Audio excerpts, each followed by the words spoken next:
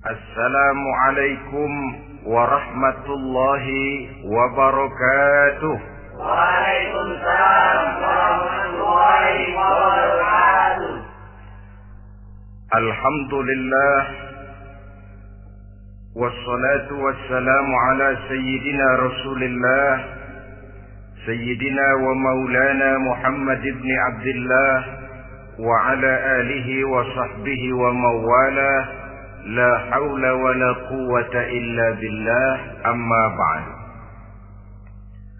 Bapak-bapak, ibu-ibu, saudara-saudara kaum muslimin rahimakumullah.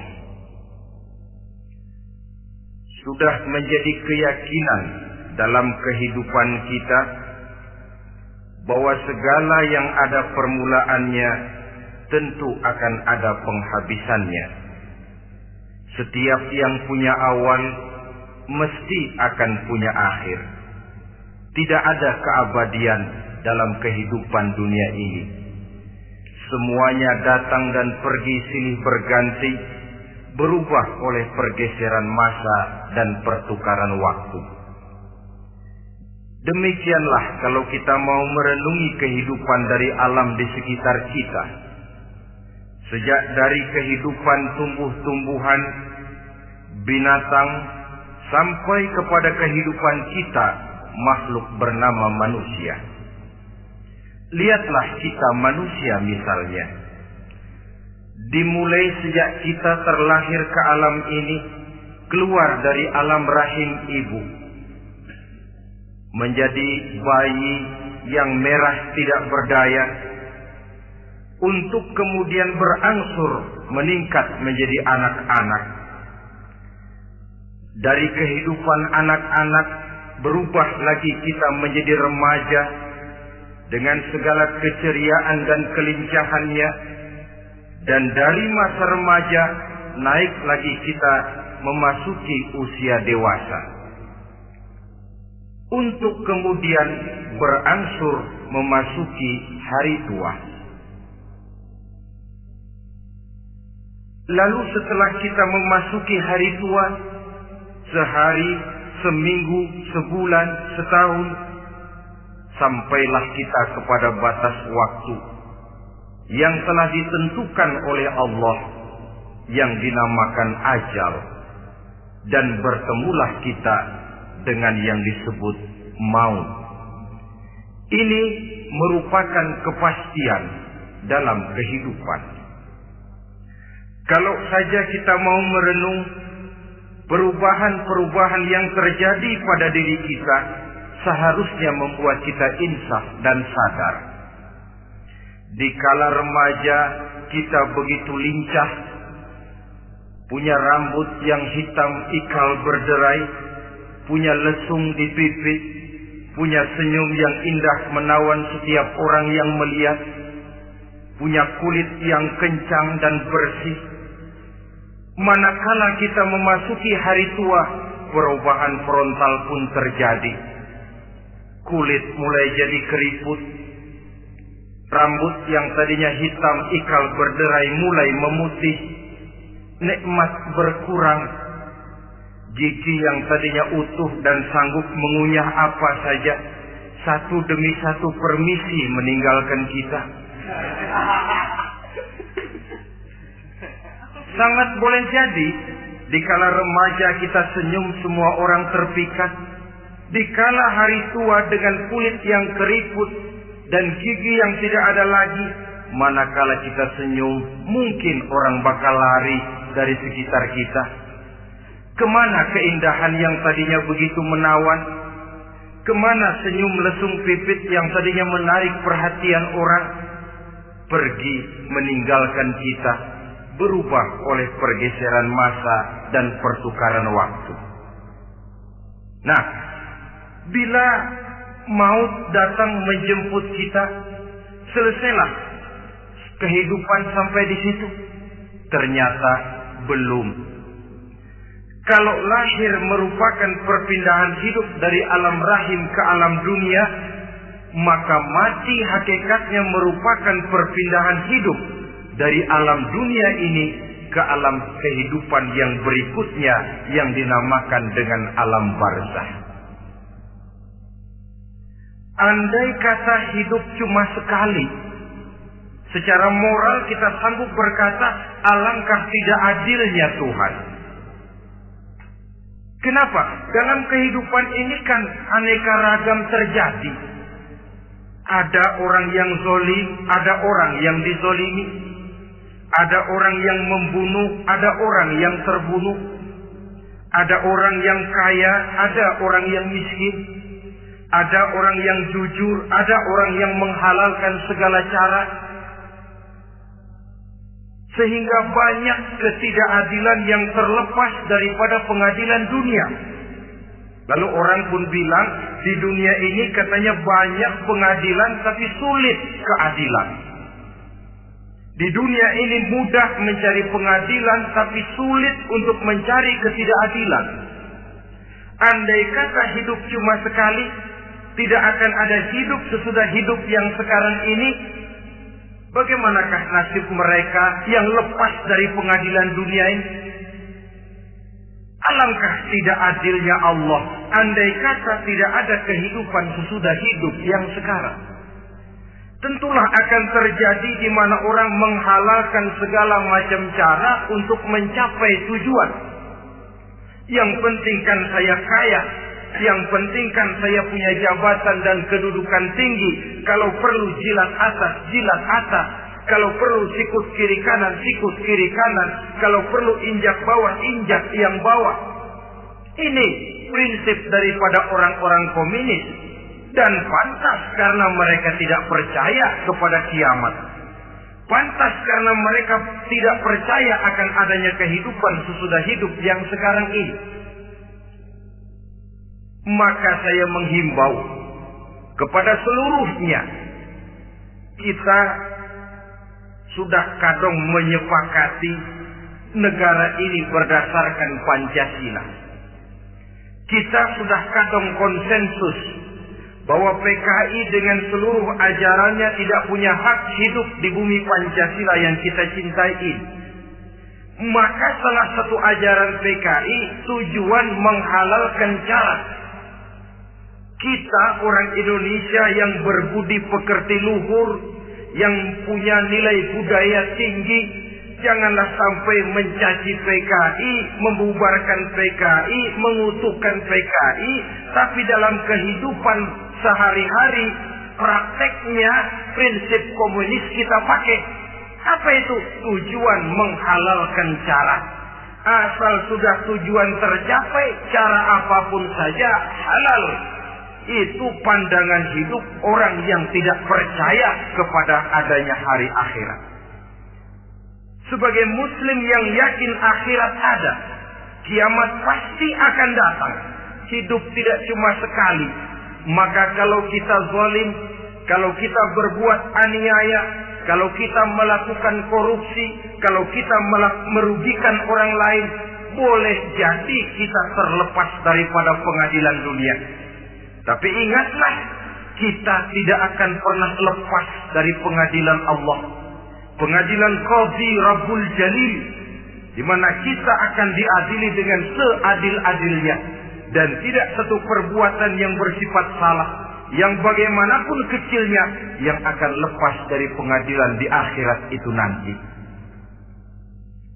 Pantas saja kalau satu hari malaikat Jibril datang menasihati Rasulullah sallallahu alaihi wasallam. Yang artinya juga menasihati kita semua.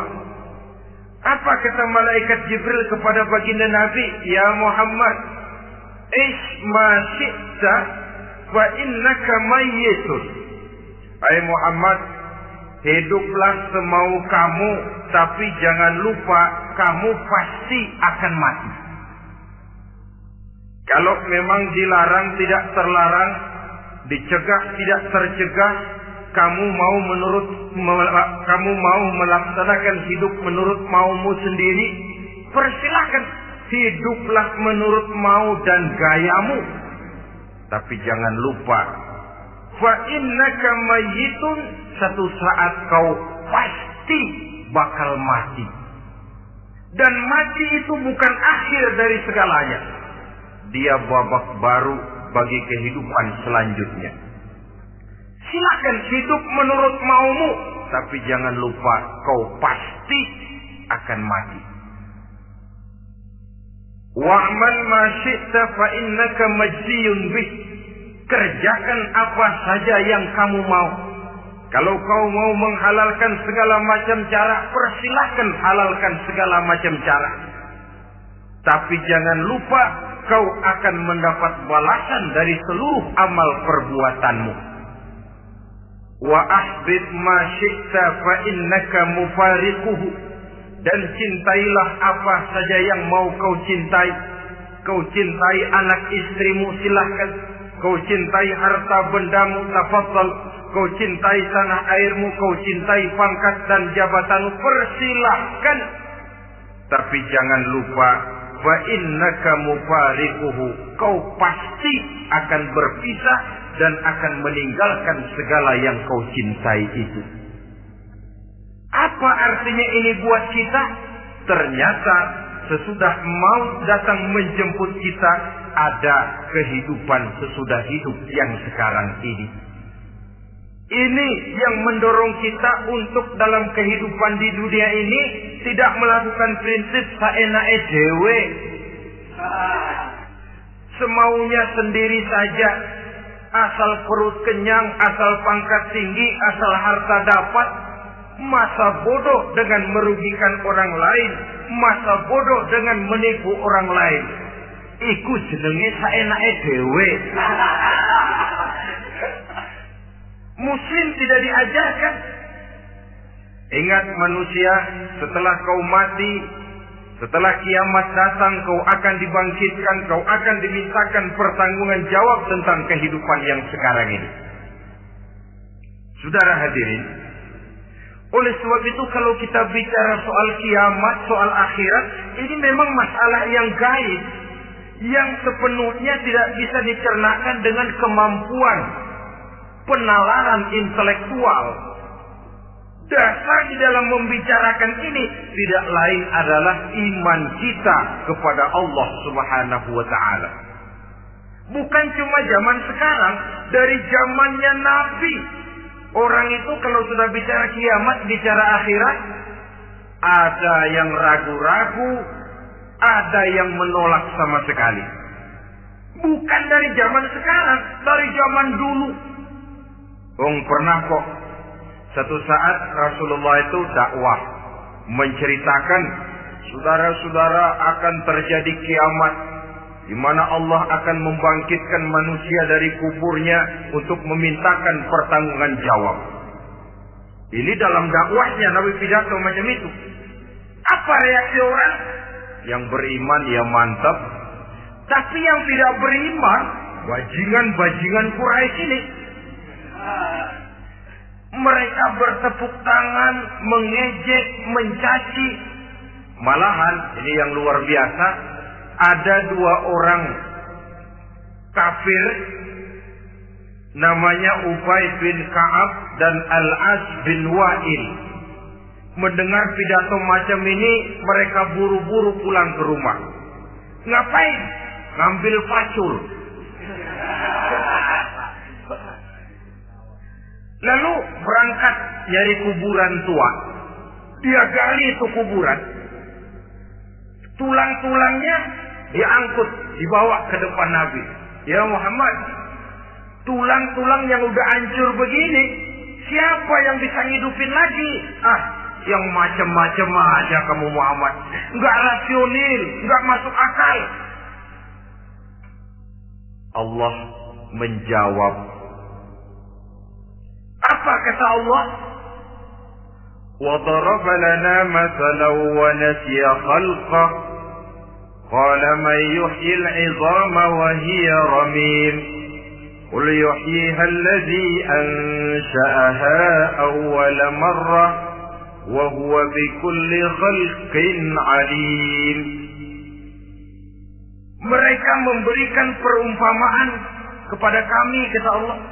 Mereka melupakan asal kejadiannya. Mereka bertanya, siapa yang sanggup menghidupkan tulang belulang yang sudah hancur kayak begini? Qul yuhyiha alladhi ansaha awwala marrah. Katakan kepada mereka Muhammad, yang akan menghidupkannya adalah Dia yang telah menciptakannya pertama kali dulu. Kalau Dia sanggup menciptakan, Dia tentu lebih sanggup lagi untuk mengembalikan reproduksi ciptaan itu sebagaimana semula. Yang paling kasihan yang ragu-ragu, akhirat itu ada apa enggak sih? Kiamat itu ada apa enggak sih? Lantaran ragu-ragu, terombang-ambing dia antara harapan dan putus asa, antara kenyataan dan idealisme. Ada yang buta sama sekali 100% terhadap keadaan-keadaan sesudah mati. Perhatian mereka hanya tercurah kepada kehidupan sebelum mati. Yang mereka perhatikan siang dan malam tidak lebih daripada urusan perut. Pergi pagi, pulang sore, peras keringat, banting tulang. Cuma soal makan, soal minum, soal pakaian, soal kendaraan, soal rumah tangga, soal anak, soal istri. Yang mereka pentingkan hanya soal-soal politik misalnya, ekonomi, pembangunan dan industri. Untuk soal-soal kayak begitu, bias betul. Habis seluruh waktu untuk memikirkan, meningkatkan kebudayaan, politik, sosial, ekonomi. Kadang-kadang kurang tidur, kurang istirahat, berkeliaran ke sana kemari ke tempat yang jauh-jauh. Sampai kadang-kadang terkena stres, penyakit darah tinggi, ginjal, lever, untuk memikirkan hal-hal yang semata-mata karena dunia saja.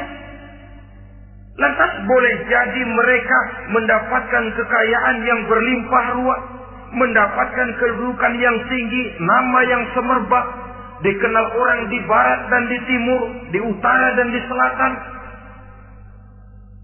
Tetapi alangkah kecewanya mereka jikalau datang ajal menjemput nyawa, mati mereka, meninggalkan harta yang banyak, nama yang masyhur. Mereka disebut dengan jasa-jasanya. Radio memberitakan, TV menyiarkan, koran-koran memuat. Bahkan nama mereka kadang-kadang dikenang 2-3 tahun setelah wafatnya. Tetapi dalam pada itu, roh mereka merintih, mengeluh, menderita, karena dilemparkan oleh Allah ke tempat-tempat yang kotor. Penyesalan yang sudah tidak akan ada gunanya lagi. Saudara-saudara kaum muslimin rahimakumullah. Oleh karena itu, kehidupan akhirat bukanlah dongeng dan takhayul, bukan khurafat dan khayalan. Kehidupan akhirat, hari kiamat adalah kebenaran dan kepastian. Dalam surah Al-Hajj ayat ke-7, Allah Subhanahu wa taala menyatakan, wa anna as-sa'ata atiyatun la raiba fiha wa anna Allah yab'atsu man fil qubur. Dan bahwasanya kiamat itu sesungguhnya adalah sesuatu yang pasti dan tidak ada keraguan-raguan lagi di dalamnya. Dan bahwasanya Allah sungguh-sungguh akan membangkitkan manusia dari kuburnya masing-masing. Nah, kalau kita sudah yakin kiamat sesuatu yang pasti adanya, akhirat sesuatu yang pasti adanya, dari mana pembicaraan tentang kiamat ini kita mulai? Tentu dari diri kita. Marilah kita mencoba melihat proses perjalanan hidup ini sampai kita memasuki kiamat. Hadirin tidak ada makhluk secantik manusia. Tidak percaya, pernah ke Ragunan? Saudara masuk ke kebun binatang. Segala macam makhluk ada di situ. Ratusan macam jenis binatang. Bandingkan dengan saudara, kira-kira cakep mana?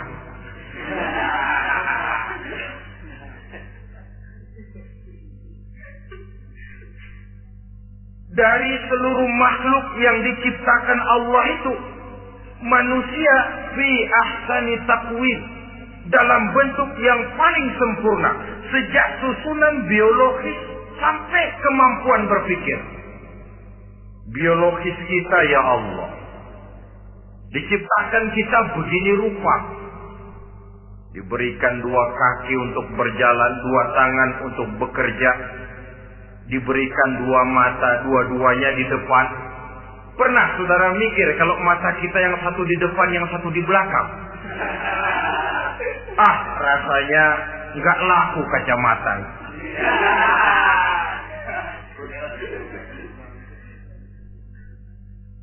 Diberikan hidung dengan 2 lubang. Tahu betul Allah ke bawah lagi lubangnya. Coba pikir kalau lubang hidung kita menghadap ke atas. Aduh, kalau musim hujan repot jagain hidung. Laqad khalaqnal insana fi ahsani taqwim.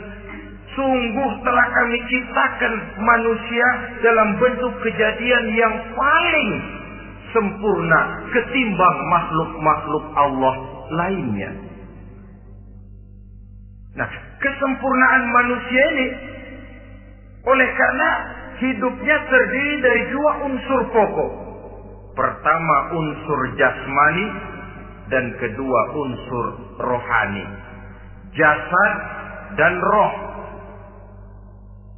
Jasad yang terlihat sekarang ini, potongan saudara yang ngejedok di depan saya ini jasad saudara. Ini yang berasal dari saripati makanan yang dimakan oleh bapak ibu kita. Lalu hasil kerjasama yang baik antara ibu dengan bapak, terwujudlah kita. Kalimat langsungnya jasad ini berasal dari tanah yang tadi berubah dari bayi, remaja, dewasa, meningkat hari tua. Yang berubah itu jasmani kita. Kenapa? Karena jasmani itu materi, benda, daya tahannya terbatas. Dia berubah oleh pergeseran masa dan pertukaran waktu. Apa ada orang makin tua makin cakep? Jasmani oleh karena dia materi, dia berubah oleh pergeseran masa dan pertukaran waktu. Nah, yang menyebabkan jasmani itu bergerak karena ada roh di dalamnya. Ini yang menyebabkan kehidupan. Ini yang menjadi sumber kehidupan, pusat kesadaran dan pengertian dalam kehidupan manusia. Tanpa roh dalam diri kita, maka jasad kita pernah lihat orang mati. Itu kalau orang mati, coba perhatikan. Apanya yang kurang? Kupingnya masih ada, tapi sudah tidak sanggup mendengar. Matanya masih lengkap, tapi tidak mampu melihat. Jangankan melihat, terbuka saja tidak. Mulutnya masih ada, tapi sudah tidak bicara lagi.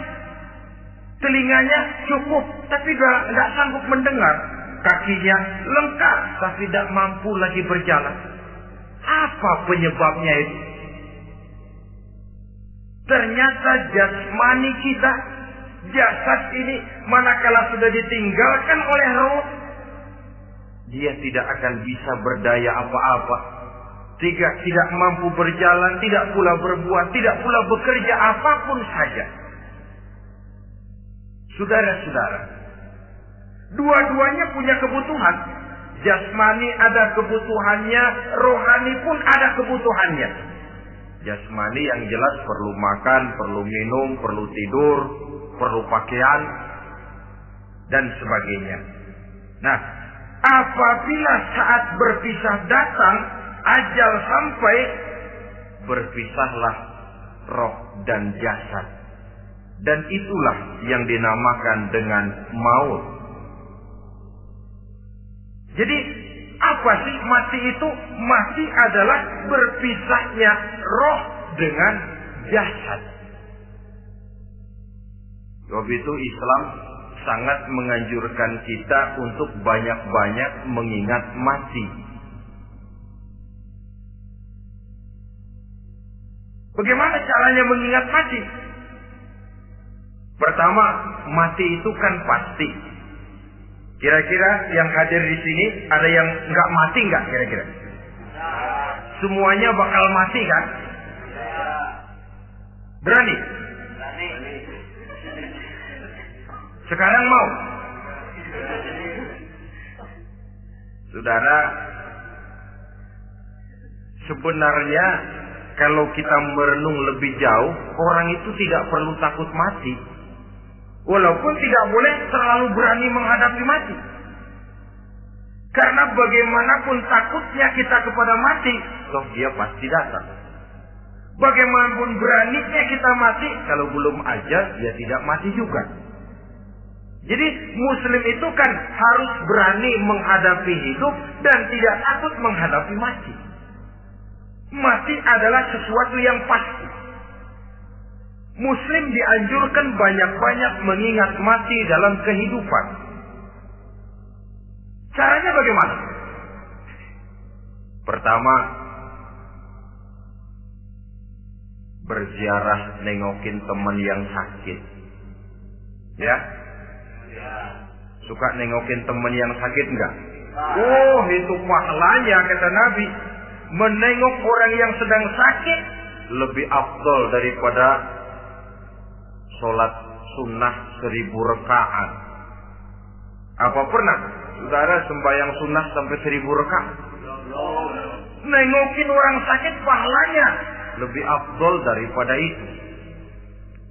Kenapa menengoki orang sakit mengingatkan kita kepada mati? Iya ya, ini teman saya yang kemarin segar banget, bercanda sama saya, ketawa sama-sama, sekarang terbaring tidak berdaya, hilang kemampuannya, hilang keceriaannya, sakit. Iya kalau sembuh, kalau aja, iya sekarang giliran dia, kalau jatuh ke saya. Lalu menghibur teman dengan kata-kata yang enak, yang akan mendatangkan sugesti supaya dia cepat sembuh.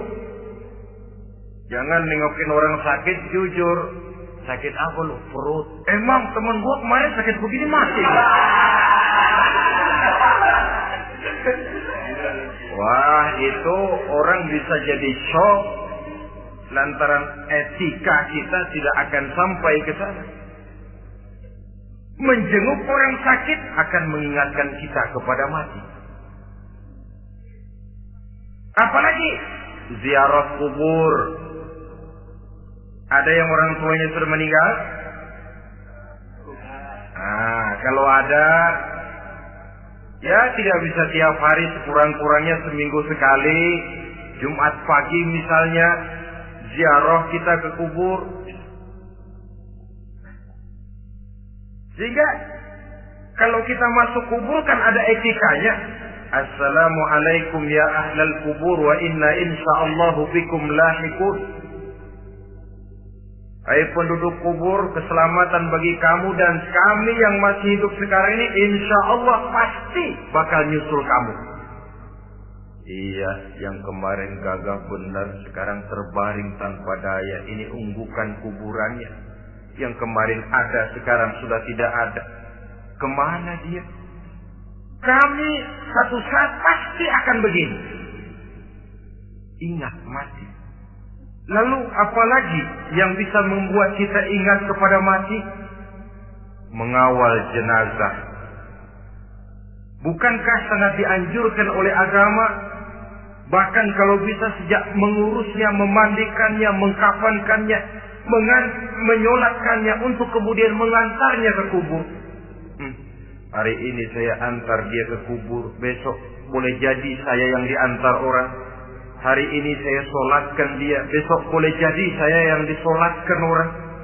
Hari ini saya masukkan dia ke liang lahat, besok mungkin giliran saya dimasukkan orang ke liang lahat. Ingat mati, tumbuh kesadaran. Lalu daya positifnya dalam kehidupan apa?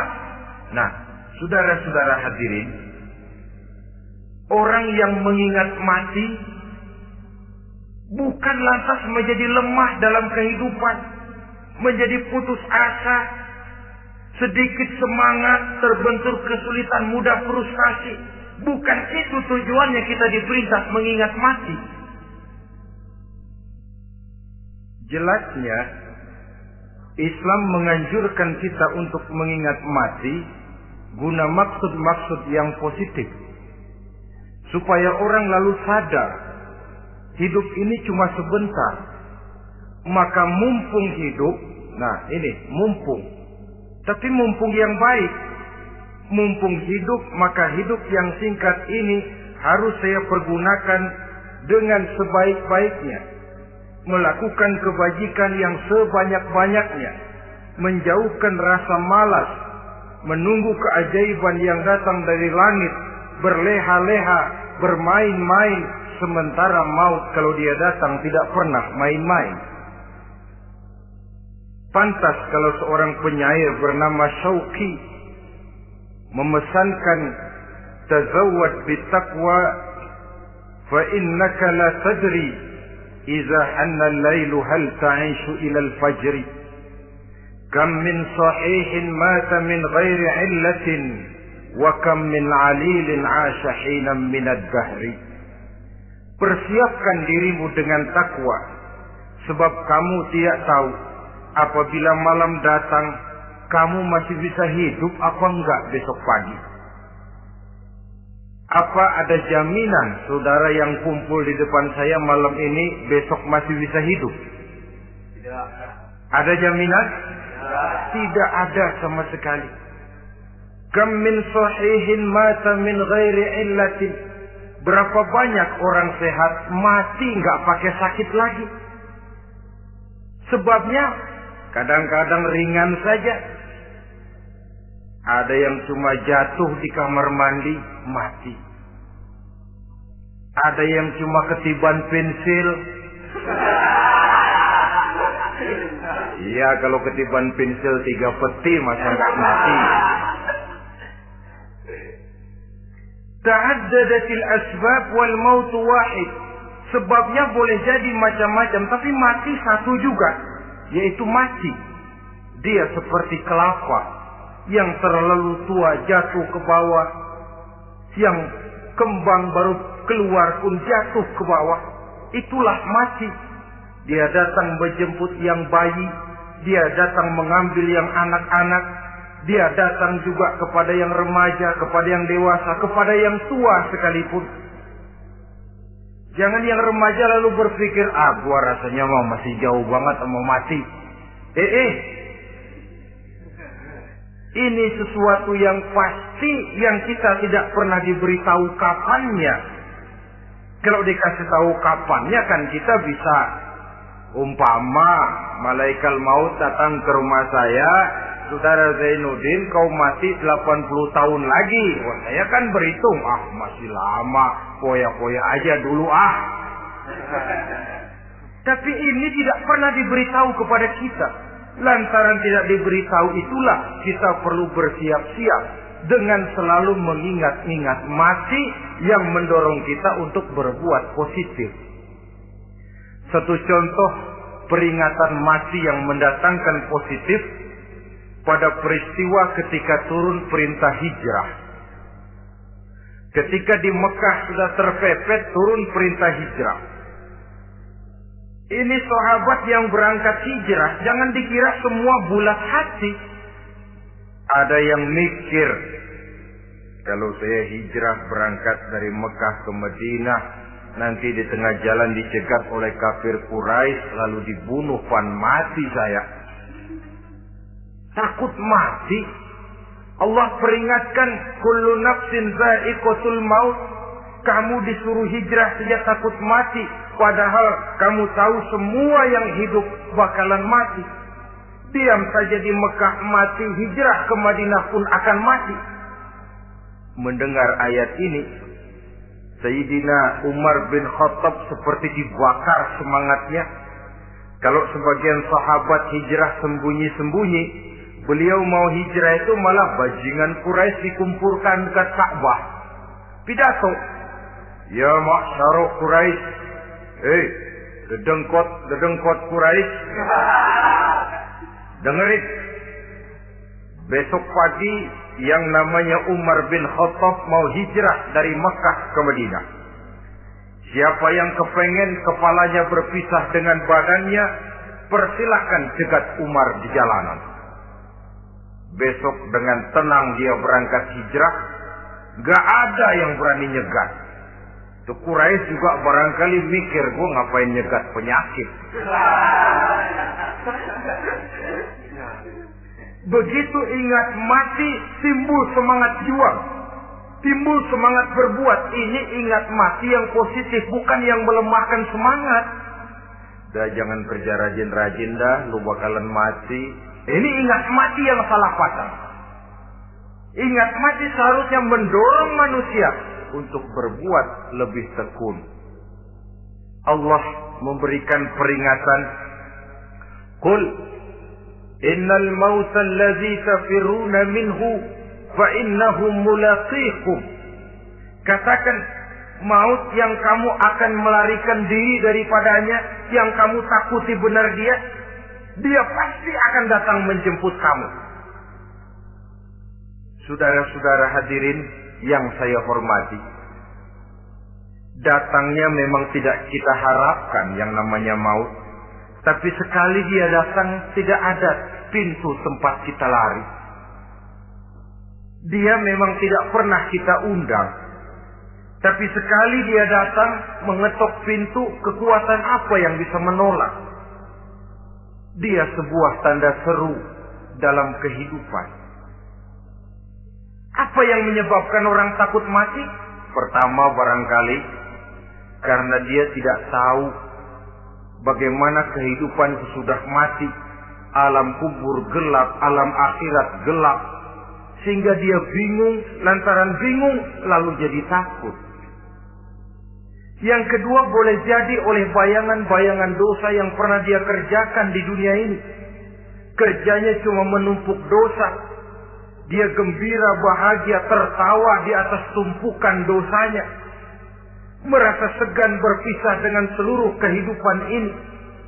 Sehingga boleh jadi maut adalah sesuatu yang ditakutkannya benar dalam kehidupan. Tapi bagaimanapun takutnya, tidak ada tempat lari dari dia. Dalam ayat lain Allah jelaskan, Aynama takunu yudrikumul mautu walau kuntum fi burujim musayyada. Di mana saja kamu berada, dalam benteng yang paling tangguh sekalipun, maut pasti akan datang menjemput kamu. Nah, bagaimana caranya maut datang menjemput kita? Bila datang dia, sang malaikat pencabut nyawa, malaikat Israel namanya, hendak mengambil ruh kita. Dalam suasana macam begitu, di akhir kehidupan dunia, dalam berhadapan dengan sakaratul maut, terbagilah manusia dalam dua bagian besar. Pertama, yang menghadapi sakaratul maut itu dengan husnul khatimah, baik di akhirnya, sehingga pada saat ruhnya berpisah dengan jasadnya, kelihatan dia seperti senyum, mukanya cerah, Bahkan sebelum itu boleh jadi dia sempat meninggalkan pesan-pesan yang baik. Ada yang sempat azan, ada yang sempat baca Quran. Pernah kan nemui orang yang mau mati seperti itu? Yang sempat azan, yang sempat baca Quran, yang sempat meninggalkan wasiat-wasiat yang baik. Sebab apa? Malaikat maut datang menjemput mereka juga dengan baik-baik. Dicabut ruhnya perlahan-lahan. Tapi sungguh pun perlahan-lahan. Pedihnya, sakitnya tetap tiada tara. Rasulullah Sallallahu Alaihi Wasallam, dikala beliau hendak berhadapan dengan sakaratul maut, diceritakan mencelupkan tangannya ke dalam gelas berisi air, lalu mengusapkannya ke muka beliau seraya berdoa, "Ya Allah, mudahkan saya dalam menghadapi sekarat ini." Beliau juga yang mengatakan bahwa sakitnya sakaratul maut sama dengan 300 kali bacokan pedang.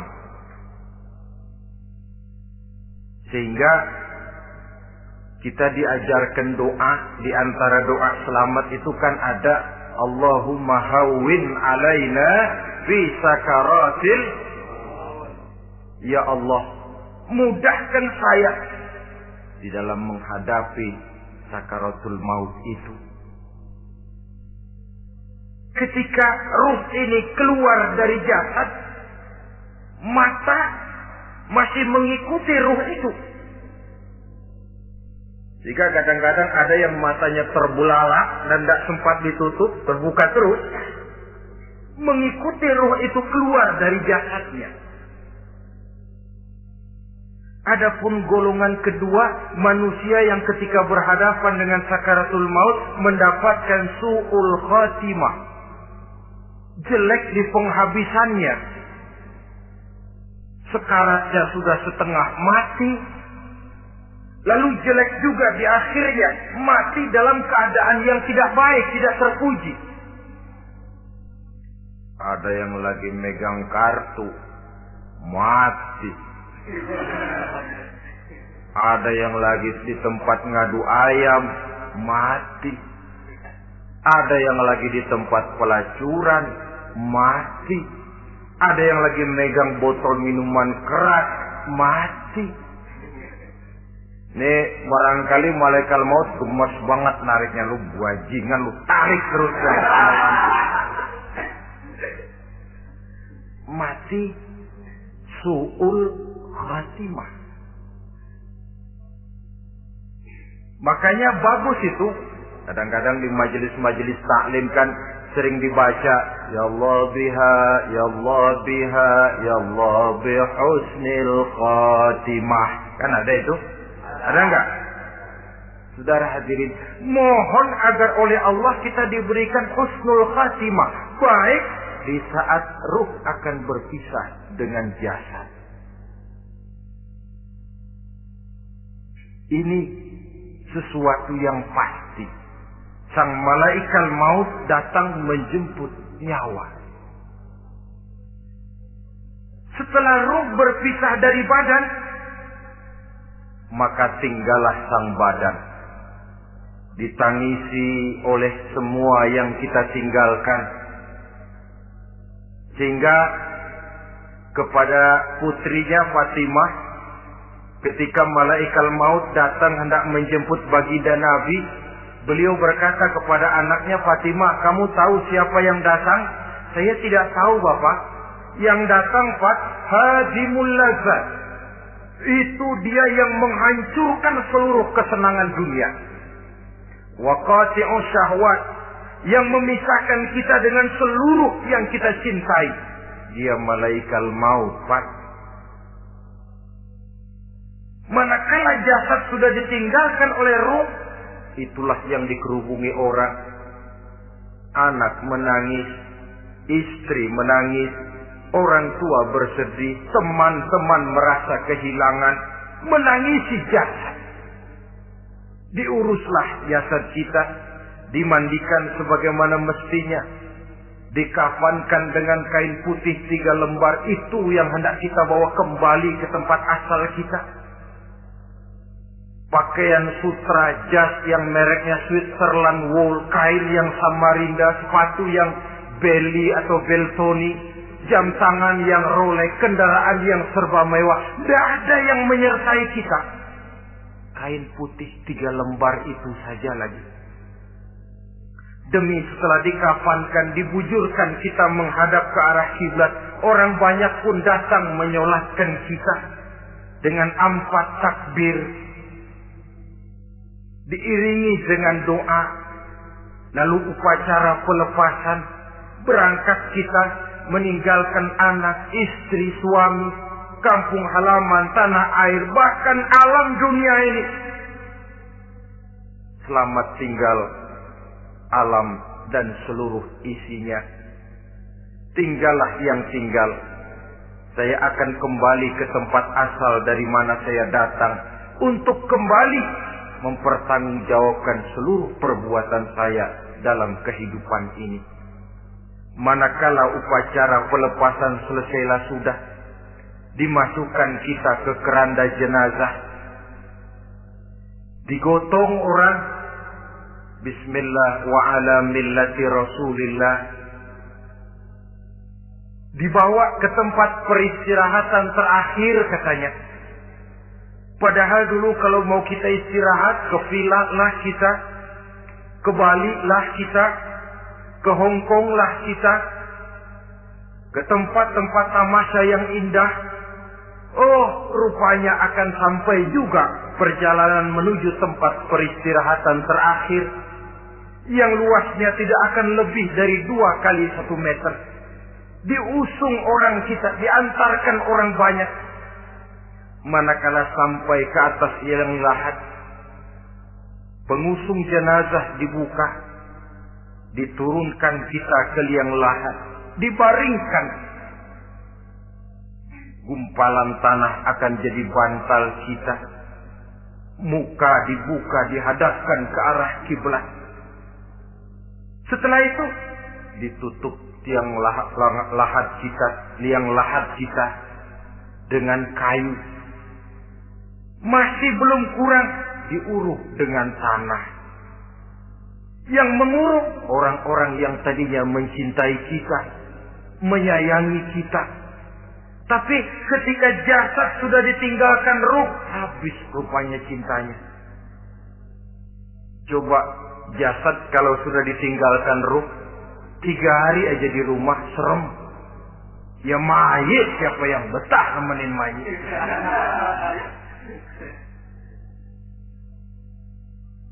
Lalu bila upacara pemakaman selesai, maka berusahalah semuanya. Para pengantar akan kembali ke rumahnya masing-masing. Maka masuk kita ke alam kehidupan, yaitu yang disebut alam barzakh atau alam kubur. Apa selesai hidup sampai di situ? Tidak. Hanya beberapa langkah setelah yang mengantar kita pulang, diriwayatkan dalam hadis Bukhari dan Muslim, bila seseorang sudah diletakkan di kuburnya, lalu yang mengantar kembali pulang, maka roh si mayit akan dapat mendengar bunyi terompah orang yang pulang itu. Bunyi terompahnya terdengar. Datang 2 malaikat menanyakan dia dengan pertanyaan-pertanyaan yang kalau bisa dijawab dengan betul. Dua malaikat yang bernama Munkar Nakir akan bilang, jawabanmu betul. Tenanglah kau di sini, naumatal arus. Tidurlah kau di sini seperti tidurnya pengantin. Orang yang baik-baik di alam kuburnya akan mendapat nikmat kubur. Sehingga masa penantian yang lama, jangan lupa, kita masuk ke kubur itu kan menunggu sampai datangnya hari kiamat. Jadi kalau kiamat umpama masih 1000 tahun lagi, ya 1000 tahun kita menunggu. Orang yang baik-baik penantian di alam kubur, kata malaikat, naumatal arus, tidurlah kamu seperti tidurnya pengantin. Bagaimana sih tidurnya pengantin? Enggak berasa. Iya, kata anak sekarang, endah aja. Begitu mendusin pagi, kata lakinya, malam sebentar bener ya Neng. Sebentar betul katanya malam. Ya tentu saja tidak terasa. Kenapa? Dia tidak pernah memikirkan waktu. Terbawa oleh kenikmatan dan kelezatan yang dirasakannya dalam kehidupan. Tapi orang kafir, orang yang dosanya bertumpuk, tidak sanggup menjawab pertanyaan 2 orang malaikat, maka dia akan mendapat azab di alam kuburnya terus menerus siang dan malam sampai datangnya hari kiamat. Ibarat maling ayam ketangkep, belum masuk pengadilan udah dikebukin duluan. Kan begitu kan? Ada maling ayam nggak di sini? Nah, itu yang nyaut tadi pengalaman itu. Di sidang belum divonis, belum digebukin babak belur. Saudara hadirin, maka alam kubur bisa merupakan raudhatun min riyadil jannah. Taman di antara taman-taman surga pun juga bisa merupakan hufratun min hufarin niran, menjadi liang daripada neraka. Ada lagi riwayat yang dari Imam Muslim yang diperoleh dari Zaid bin Sabit. Zaid bin Sabit cerita, satu hari kami bersama Rasulullah sallallahu alaihi wasallam berada dalam kebun kepunyaan Bani Najjar. Rasulullah sedang duduk di atas keledai. Tiba-tiba entah bagaimana itu keledai terkejut, kaget, berontak, hampir Rasulullah jatuh. Rasulullah kemudian bertanya, rupanya di kebun itu ada kuburan tua, 5 atau 4 kuburan. Rasulullah lalu bertanya, saudara-saudara, ada yang tahu nggak ini kuburan siapa? Nggak ada ya Rasulullah. Memang kenapa? Ini penghuni kuburnya lagi disiksa oleh Allah. Andai kata boleh saya mohon kepada Allah supaya kamu dengar seperti yang saya dengar, andai kata saja kamu kuat mendengarnya, saya pasti akan berdoa. Tapi sayang, saya yakin kamu pasti tidak akan kuat mendengar mereka mendapat azab di kuburnya. Hadis sahih riwayat Imam Muslim dari Zaid bin Sabit. Kehidupan di alam barzakh. Pak, iya kalau yang matinya dikuburin. Lah kalau yang matinya diceburin ke laut, dibakar, di medan perang hilang gak ketahuan kemana jenazahnya. Saudara, hilang kek, dikubur kek, di dalam lautan direndam kek, itu kan cuma logika kita. Menurut Allah tidak ada perbedaan orang mati dikubur di dasar lautan atau dibakar sampai jadi abu atau gugur di medan perang tidak ketemu jenazahnya. Entah mereka tetap masuk ke alam barzakh namanya. Jasad boleh hancur, tapi roh sebagai sumber kehidupan, pusat kesadaran dan pengertian, dia tetap ada, mengalami kebahagiaan dan kegembiraan atau mengalami kepedihan dan penderitaan, bergantung kepada amalan yang kita lakukan dalam kehidupan di dunia ini. Maka dalam Yasin tadi kan jelas, qul yuhyiha alladzi ansha'aha awwala marrah, yang menghidupkan mereka yang dikubur di dasar lautan, mereka yang dibakar sampai jadi abu, yang akan menghidupkan ialah Allah yang menciptakan mereka dulu pertama kalinya. Jadi kalau sudah ada aslinya, ya tentu tidak perlu contoh lagi, akan sangat mudah membuatnya. Orang tua kita, keluarga kita yang sudah berpulang, mereka di alam barzakh sekarang ini bisa mendapat nikmat kubur, bisa mendapat azab kubur. Bergantung amalan mereka dalam kehidupan di dunia ini. Dalam Musnad Imam Ahmad dan Sahih Abi Hatim malah ada tambahan riwayat. Orang yang banyak kebajikannya di dunia, amalannya akan datang menemani dia. Sholatnya dekat kepalanya, puasa sebelah kanan, zakat sebelah kiri. Menghibur dia. Malahan dikatakan berbentuk orang yang cantik menemani dia di alam kuburnya. Aneh dia tanya, man anta lam ara fid dunya ajmal minka. Siapa kamu? Di dunia ini belum pernah saya melihat orang secantik kamu. Dia jawab, ana amaluka sholeh. Saya adalah amalmu yang soleh yang kau kerjakan waktu di dunia. Saya sekarang diperintahkan untuk menemani kamu di sini. Alhamdulillah. Sedangkan amalnya yang jahat akan datang dalam bentuk yang menyeramkan menemani dia di sana. Bayangin deh, di kuburan ditemenin yang serem-serem.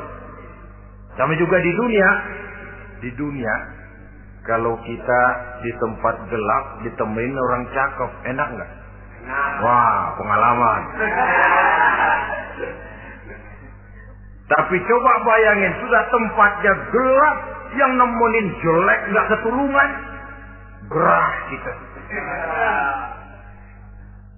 Nah, saudara hadirin yang saya hormati,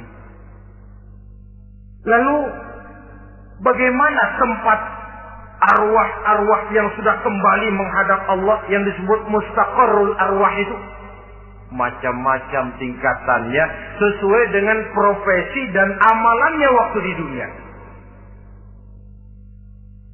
Ada roh-roh itu yang setelah pisah dengan jasad, artinya mati, ditempatkan di tempat yang disebut a'la illiyin, tempat yang tertinggi. Siapa ini? Arwahnya para nabi dan para rasul. Ini fi a'la illiyin, di tempat yang tertinggi. Arwahnya para nabi, arwahnya para rasul. Dan karena kita bukan nabi, bukan rasul, ya jangan mimpi dapat tempat fi a'la illiyin, kecuali kalau Allah menghendaki. Itu hak prerogatif Allah. Tapi kan tidak adil kalau Allah melakukan itu. Ini kelompok roh-roh yang masuk golongan fifth. Wah, the first class. Para nabi, para rasul. Lalu ada pula roh-roh itu yang setelah pisah dengan jasadnya diumpamakan seperti burung-burung hijau yang berterbangan di perkebun-kebunan surga. Roh siapa mereka ini? Rohnya para syuhada, orang-orang yang mati syahid gugur membela agama. Nah, ini bedanya orang mati syahid dengan pahlawan, ya. Apa bedanya syuhada dengan pahlawan? Kalau syuhada, orang yang gugur membela agama, niatnya karena Allah, mati syahid. Kalau pahlawan, orang yang gugur membela negara, orang yang dianggap berjasa kepada pemerintah. Klimaksnya, kalau orang mati syahid, jelas surga. Tapi pahlawan, belum tentu surga. Kenapa? Bergantung kepada negara macam apa yang dibelanya dan pemerintah model mana yang dibelanya. Di negara-negara komunis misalnya, banyak nggak pahlawan? Dengan sekian tanda jasa yang mati di medan perang dan sebagainya. Kira-kira pahlawan komunis masuk surga nggak? Ya, kalau pahlawan komunis masuk surga, kita nggak kebagian kapling di surga barangkali. Inilah bedanya pahlawan dengan orang mati syahid. Kemudian ada pula roh itu yang tertahan di pintu surga. Tertahan di pintu surga. Ini seperti tadi, orang yang mati syahid tapi masih ada kaitan di dunia. Rasulullah pernah ditanya orang, ya Rasul, kalau saya maju ke medan perang bela agama, mati syahid, apa saya masuk surga? Iya, masuk surga. Kecuali kata Nabi, kalau masih punya utang. Nah, tertahan di pintu surga. Ada pula roh itu yang tertahan di alam kuburnya. Ini umumnya seperti tadi itu. Ada mempunyai dosa, mempunyai kesalahan, sehingga merasakan azab kubur. Ada juga roh itu yang tertahan di permukaan bumi. Mereka yang dalam hidup selalu menumpuk dosa-dosa yang besar, meninggal sebelum keburu untuk bertaubat. Saudara hadirin yang saya hormati, inilah yang kita khawatirkan. Sebab jikalau pada saat roh sudah datang, jikalau saatnya roh datang berpisah dengan jasad, menemukan sakaratul maut, saat itu taubat sudah tidak akan ada gunanya lagi. Masuk ke alam kubur, mendapat azab kubur, sampai datangnya hari kiamat. Berapa lama diazab di alam kubur ini? Menunggulah kita sampai datang saatnya kiamat. Nah, saudara-saudara, apa tanda-tanda hari kiamat? Kapan dia akan datang? Bagaimana hal ihwal manusia pada saat terjadi kiamat? Bagaimana alam ini? Bagaimana perhitungan di padang mahsyar? Insya Allah akan saya ungkapkan pada bagian kedua dari ceramah ini.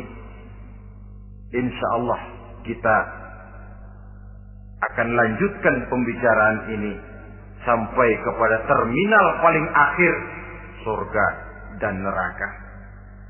Inilah saja pertemuan kita pada kesempatan kali ini. Terima kasih banyak atas segala perhatian. Mohon maaf atas segala kekurangan. Wabillahi taufiq wal hidayah. Wassalamualaikum warahmatullahi wabarakatuh. Waalaikumsalam warahmatullahi wabarakatuh.